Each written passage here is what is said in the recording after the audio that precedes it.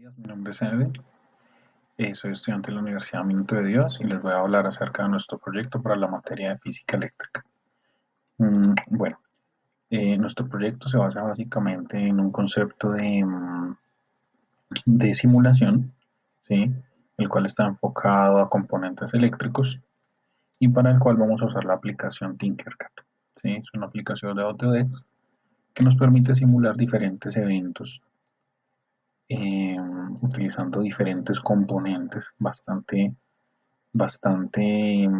a veces difíciles, de difícil compra, pero que gracias a este aplicativo podemos hacer de manera muy didáctica. Esta es básicamente la interfaz del aplicativo, funciones de cualquier navegador, ¿sí? Para nuestro caso vamos a diseñar un circuito RC, el cual está compuesto por diferentes componentes, entre ellos condensadores, interruptores, resistencias, fuentes de energía, bombillo, cableado y multímetros. ¿Sí? Básicamente este es el entorno que vamos a hacer. Nuestro circuito RC es la simulación de un flash. Aquí podemos ver otro tipo de componentes que para nuestro caso no aplicaron, pero que son bastante útiles. Entonces, esta es la interfaz, una interfaz muy sencilla. Y acá en iniciar simulación es donde vamos a empezar a correr y a ver los diferentes resultados de nuestro ejercicio. Como pueden ver, es una aplicación supremamente sencilla que no tiene mayor complejidad.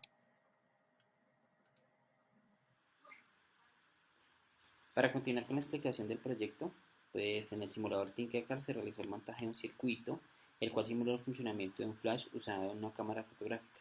Para esto se usan los siguientes componentes. Pues aquí está la lista de componentes, pero se los voy a mostrar directamente en el simulador. Entonces aquí en el simulador tenemos un condensador o un capacitor de 4 milifaradios, una resistencia de descarga de 1 microohmio, una resistencia de carga de 30 ohmios, un bombillo, un switch, la fuente de 10 voltios y pues los respectivos medidores de voltaje y amperaje, o los multímetros para pues tomar las medidas. Cuando le damos a iniciar y activamos el switch, vemos como el condensador rápidamente se carga y al apagar el switch, toda la energía que está almacenada en el condensador cae o se va directamente hacia el bombillo hasta que este permanece prendido hasta que el condensador quede totalmente descargado. Entonces, para volver a repetir el proceso, nuevamente se abre el switch, espera que se cargue y vuelve y se descarga. Para realizar las mediciones, en este caso del proyecto, pues se decidió cambiar las medidas de cada uno de los componentes del circuito. Entonces se generaron las medidas con una resistencia de 5 kiloohmios de carga, una resistencia de 3 kiloohmios para la descarga, un capacitor de 5 milifaradios y una batería de 15 voltios. Aquí podemos ver la tabla de las mediciones de tiempo versus voltaje y corriente. Y de igual manera podemos ver pues de una manera muy sencilla representar en la tabla el voltaje, cómo el voltaje va aumentando exponencialmente a medida que pasan los segundos. Ahora, si aquí tenemos pues la tabla o la gráfica correspondiente a la tabla de tiempo versus corriente, donde se muestra claramente que a la diferencia del voltaje, la corriente va disminuyendo a medida que pasan los segundos. Ahora, en el proceso de descarga del condensador también se tomaron medidas de tiempo versus voltaje y de tiempo versus corriente, perdón. En la descarga, las mediciones que se tomaron en un lapso de 10 segundos para cada toma de tiempo para un total de 2.5 minutos, donde se recolectaron valores de voltaje tomados en voltios y de corriente en amperios.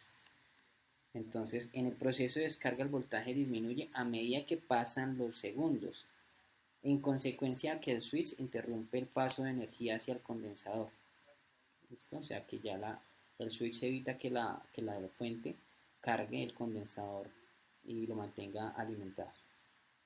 También podemos ver tanto la intensidad de corriente de carga como la descarga son prácticamente iguales.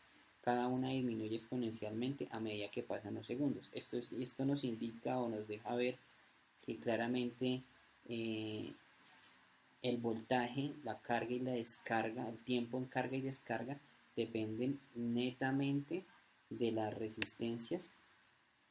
Entre mayor resistencia, pues mayor va a ser el tiempo de carga como de descarga. Ok, entonces continuamos con la explicación.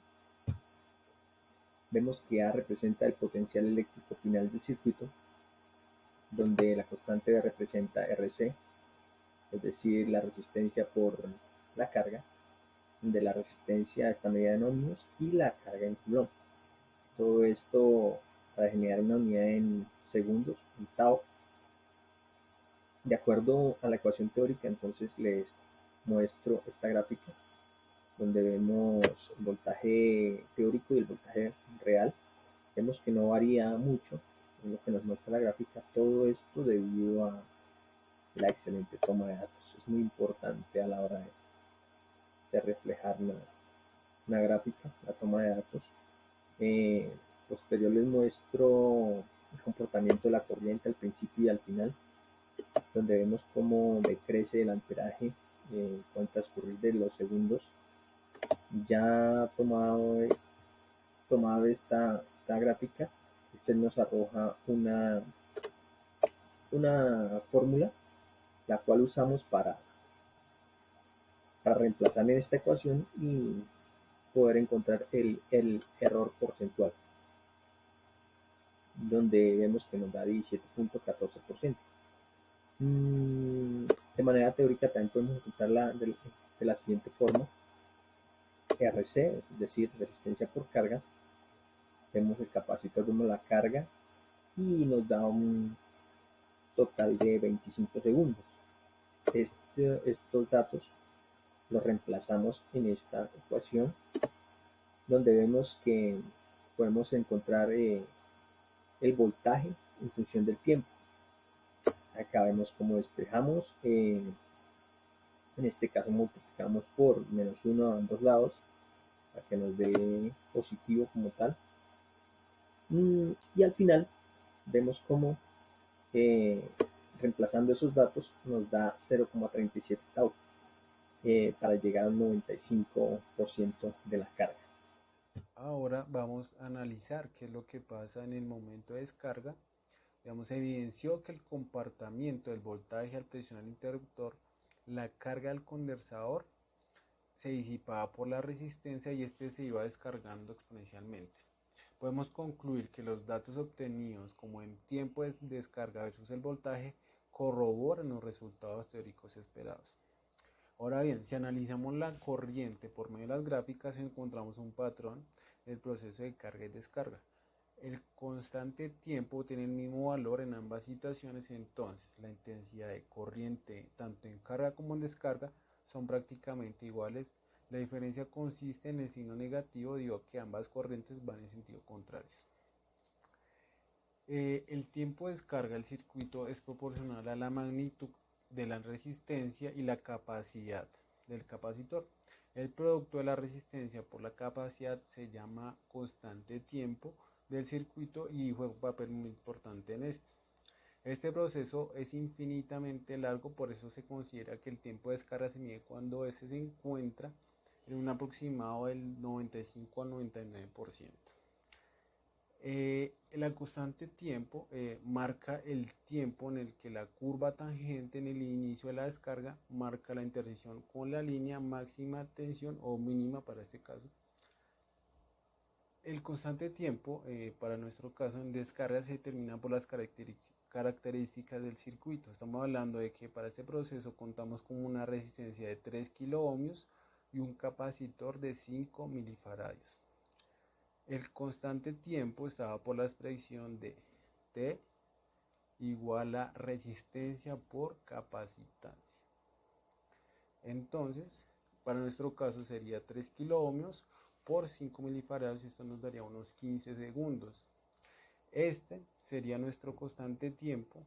Si quisiéramos saber cuánto necesitamos para que el capacitor esté descargado al 95%, para esto, la constante T depende de 5 veces la resistencia por capacitor, de esta manera. Entonces tenemos que T es igual a 5 veces la resistencia por el capacitor.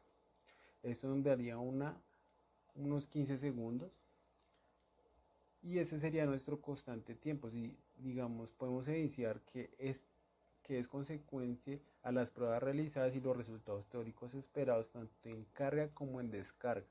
Podemos ver en las gráficas que en un lapso de 75 segundos ya está cargado o descargado en un aproximado del 95% del total. Continuando con la explicación del proyecto, generaré respuesta a las tres incógnitas que se encuentran en la actividad 4 del punto 4.1.2, en la que primero nos solicita saber el valor de la corriente inicial. Teniendo en cuenta la siguiente ecuación de la corriente graficada, Y igual 0,0035 exponente de menos 0,04x, podríamos reescribirlo como A sub t igual a 0,0035 exponente de menos 0.04t. A su vez se reemplazará con un tiempo igual a 0 para poder obtener la corriente inicial. Se tendría que A sub 0 es igual a 0,0035 amperios. Esto quiere decir que en el instante, la corriente en el instante 0 es de 3.5 exponente de menos 3 amperios.